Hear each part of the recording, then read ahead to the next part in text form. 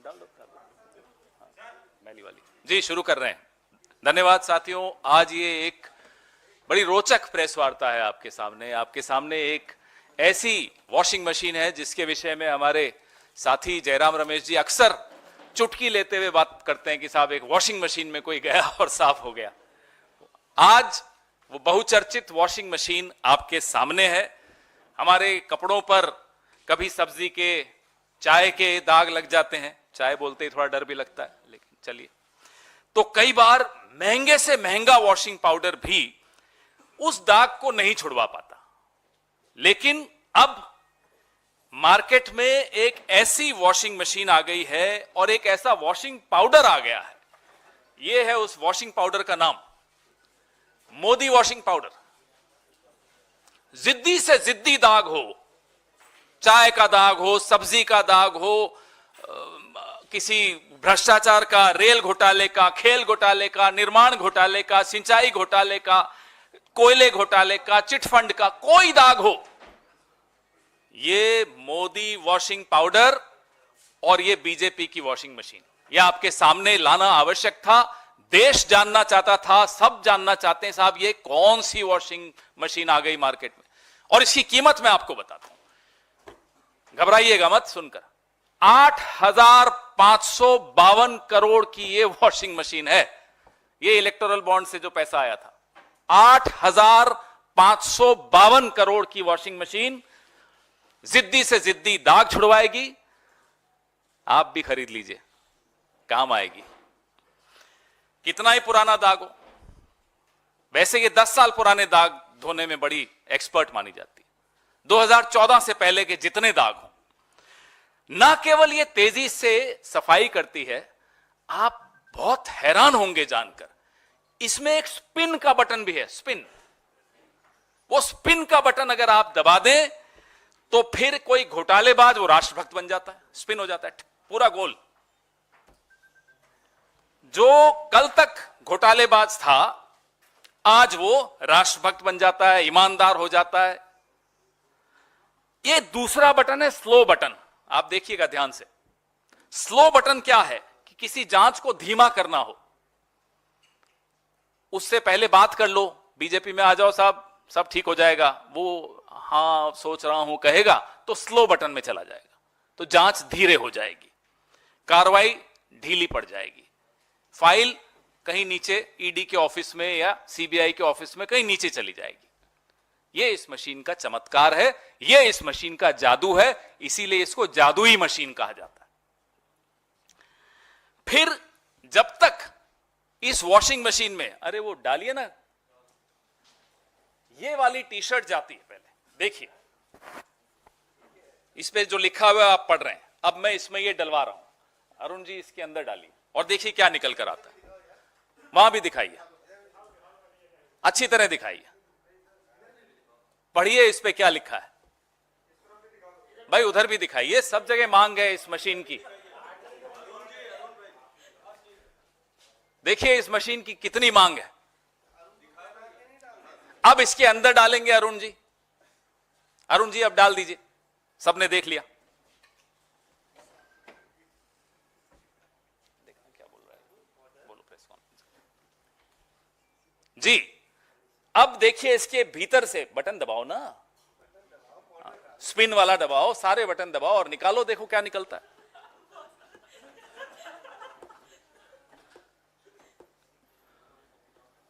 आज की प्रेस वार्ता मोदी जी जरूर देख रहे होंगे। अब ये देखिए साफ होकर क्या निकला।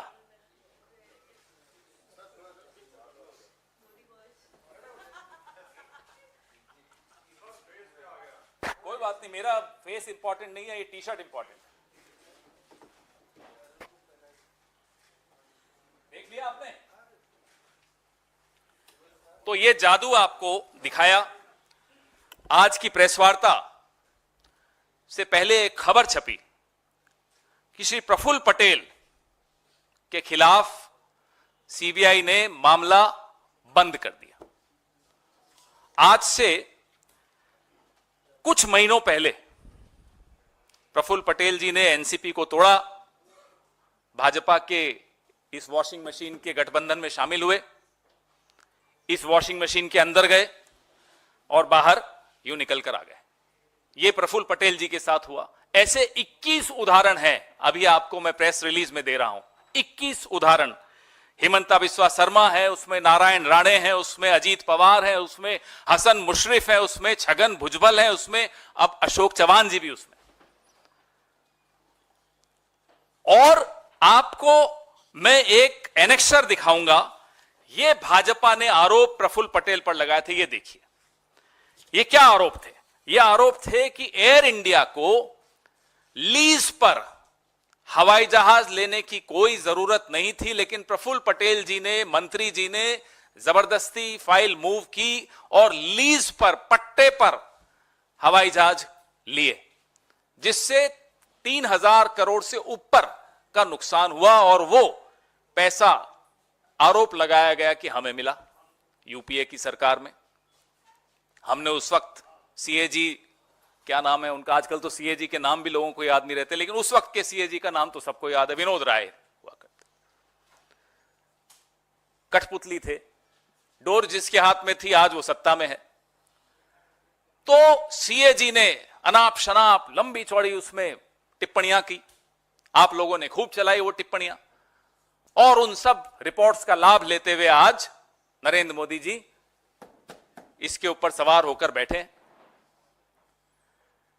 या तो प्रफुल्ल पटेल जी ने भ्रष्टाचार नहीं किया, और अगर नहीं किया तो यह आरोप झूठे थे। नरेंद्र मोदी को माफी मांगनी चाहिए प्रफुल्ल पटेल से, यूपीए से, कांग्रेस से, इस देश के पत्रकारों से, इस देश के एक्टिविस्ट से, इस देश के तमाम उन नागरिकों से जिन्होंने उस रिपोर्ट को और नरेंद्र मोदी की बात को गंभीरता से लिया था। अगर वो ईमानदार थे तो ये आरोप झूठे थे। और मैं प्रफुल्ल पटेल जी से भी आग्रह करूंगा, हिम्मत दिखाइए, ठोक दीजिए मानहानि का दावा नरेंद्र मोदी पर, हिम्मत दिखाइए। अब तो क्या, अब तो आपके पास ये हो गया, अब तो आप साफ हो गए, अब थोड़े वापस से फाइल खुलेगी। और अगर ये आरोप सच्चे थे तो ये फाइल क्यों बंद हुई, ये केस क्यों बंद हुआ? दो ही चीजें हो सकती हैं, या सच था या झूठ था। झूठ था तो माफी मांगिए, सच था तो आपकी पार्टी में, आपके गठबंधन में वो क्या कर रहे हैं, फाइलें क्यों बंद हो रही हैं? ये सवाल जायज है, ये सवाल सिर्फ हम नहीं पूछ रहे, ये सवाल आपके मन में है, आप पूछ पाते हैं तो पूछ लेते हैं, नहीं पूछ पाते तो मन में रख लेते हैं, लेकिन ये सवाल देश का हर नागरिक पूछ रहा है। Every single Indian wants to know the charges levelled against people like mister Praful Patel, people like Mr. Ajit Pawar, people like Mr. Chhagan Bhujbal, were they right? If the charges were right, what are they doing in your alliance? Why are their cases being closed? And if the charges were wrong, why were they wrongly accused? Please apologize, Mr. Modi. तो ये आपके सामने ये washing machine का जो हमने किया, सिर्फ ये दर्शाने के लिए किया कि एक के बाद एक के बाद एक आप देख रहे हैं कि किस तरह से मजाक उड़ाया जा रहा है, आप लोगों की पत्रकारिता का मजाक उड़ाया जा रहा है, क्योंकि आपकी पत्रकारिता ने इन आरोपों पर जमकर चर्चा की थी। इस देश की राजनीति का मजाक उड़ाया जा रहा है, इस देश के सीएजी का मजाक उड़ाया जा रहा है, इस देश की एजेंसीज का मजाक उड़ाया जा रहा है, इस देश के लोकतंत्र का मजाक उड़ाया जा रहा है। अब इस मजाक का अंत होना आवश्यक है, क्योंकि अब यह मजाक क्रूर हो गया। It's a cruel joke now. मतलब कोई इतनी बेशर्मी से कोई ऐसा कोई करे, कभी कभी इतिहास में इस देश ने नहीं देखा। तो दोस्तों, ये वॉशिंग मशीन हम आपको बेच नहीं पाएंगे, ना आप खरीद पाएंगे, क्योंकि 8,552 करोड़ की मशीन तो सिर्फ एक ही आदमी रख सकता है, उसका नाम नरेंद्र मोदी है। लेकिन इस वॉशिंग मशीन की बात आप लोग छापिएगा और दिखाइएगा जरूर, यह देश को जानने का हक है। और इस वॉशिंग पाउडर के विषय में भी आप जरूर लोगों को दिखाइएगा। आप सबको यह कॉपी दे रहे हैं, यह कॉपी आप संभाल के रखिएगा। ये इस लोकतंत्र में, ये आपके बच्चों को, आपके आने वाली नस्लों को जरूर दिखाइएगा कि एक दौर ऐसा आया था, एक वॉशिंग मशीन ऐसी आई थी, एक वॉशिंग पाउडर ऐसा आया था जो घोटालेबाजों को राष्ट्रभक्त बना देता था। जरूर बताइएगा। इससे अच्छी शिक्षा आप अपनी आने वाली नस्लों को नहीं दे पाएंगे। धन्यवाद। आपके सवाल इसी पर फोकस रखिएगा, बहुत महत्वपूर्ण है ये मुद्दा।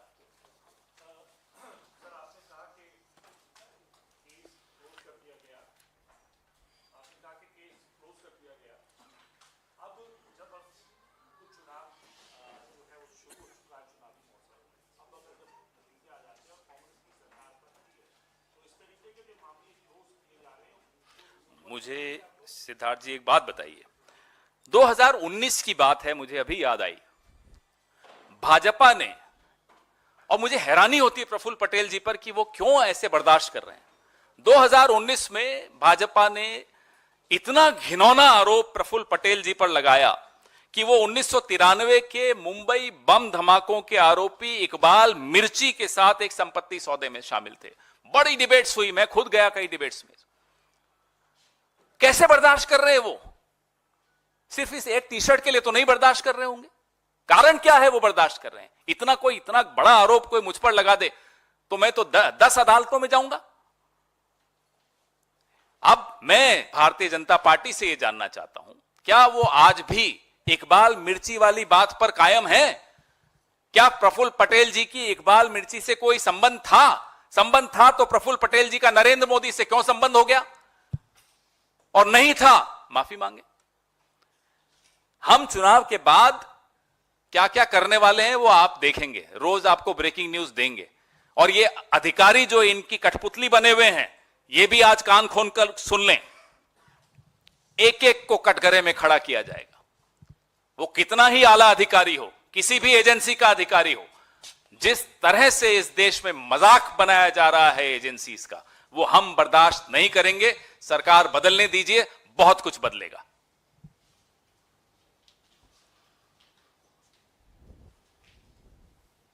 फोटो तो ले लीजिए वॉशिंग मशीन की।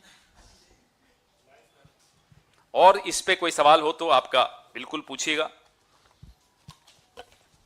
ये कहा कि प्रफुल्ल पटेल के अलावा 21 और बड़े नाम हैं जो इस वॉशिंग मशीन में तथाकथित रूप से गए और बाहर जब निकले तो उनको क्लीन चिट मिल चुका था। ऐसे कितने लोग हैं और किस किस पॉलिटिकल पार्टी से वो बीजेपी में गए? मैं ये लिस्ट आपको साझा कर रहा हूं। इसमें 51 नाम तो ऐसे हैं जिनको मैं तारीख के साथ आपको बता रहा हूं। मैं एक दो उदाहरण दे देता हूं आपको। सितंबर 2018 यानी कि छत्तीसगढ़ में विधानसभा चुनाव के 2 महीने पहले हमारे जो उस वक्त के प्रदेश अध्यक्ष थे बघेल साहब, उन पर सीबीआई की चार्जशीट लगाई गई थी। जनवरी 2019 यानी कि लोकसभा के 4 महीने पहले हुड्डा साहब पर सीबीआई ने एक मामला खोला था। ऐसे मैं आपको 51 उदाहरण दे रहा हूं जो विपक्ष के नेताओं के साथ सीबीआई और ईडी ने किया। उसके बाद एक और लिस्ट में आपको दे रहा हूं जो ऐसी लिस्ट है 21 लोगों की।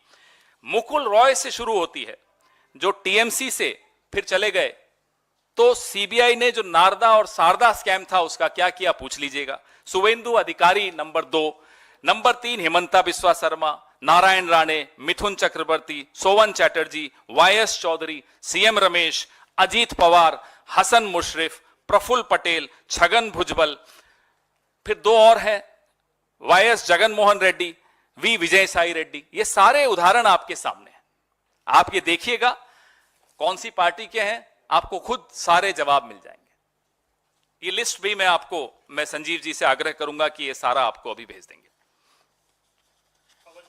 प्रफुल्ल पटेल की जिस पर सब पवार ने कहा है कि ये तो होना है, तो बीजेपी में चले गए हैं। उन्होंने कहा कि ऐसी चर्चा शुरू हो गई है कि जेल जाने से बेहतर है भाजपा में चले जाइए।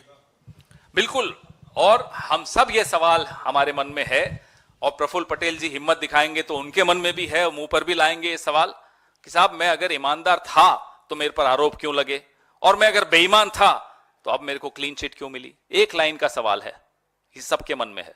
शरद पवार जी बिल्कुल ठीक कह रहे हैं, ये बीजेपी में चले गए या उनके गठबंधन में चले गए तो ईमानदार हो गए, हमारे साथ थे तो बेईमान थे।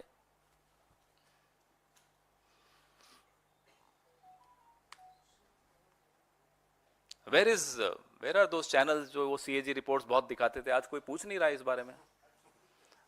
मैंने एक डिबेट में पार्टिसिपेट किया था कि दाऊद इब्राहिम के क्या रिश्ते हैं प्रफुल्ल पटेल से, मेरे को अच्छी तरह याद है। कहां है वो चैनल, क्यों नहीं पूछ रहे आज? मैं बताता हूं ना, क्या जवाब मोदी जी देंगे कि दाऊद इब्राहिम से क्या रिश्ते थे प्रफुल्ल पटेल। इस मशीन में दाऊद इब्राहिम को डालो, देखो क्या निकलता है। हो सकता है कोई राज्यसभा का सांसद बन के निकलेगा बीजेपी का।